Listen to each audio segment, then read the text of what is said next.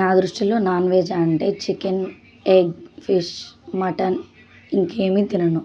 మా పాప యూట్యూబ్ షార్ట్స్లో చూసి ప్రాన్స్ చేయమా అని అడిగింది.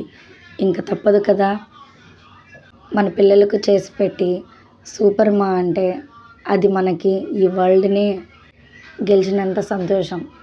అంతే అంటారా చెప్పండి. ఫస్ట్ టైం చేశా, టేస్ట్ సూపర్గా ఉంది. తప్పకుండా మీరు ట్రై చేయండి.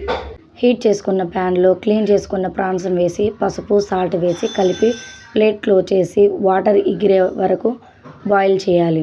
తర్వాత ఆయిల్ వేసి కాసేపు ఫ్రై అయిన తర్వాత కరివేపాకు, అల్లం వెల్లుల్లి పేస్ట్, చిల్లీ పౌడర్, ధనియా పౌడర్ వేసి ఫ్రై చేయాలి.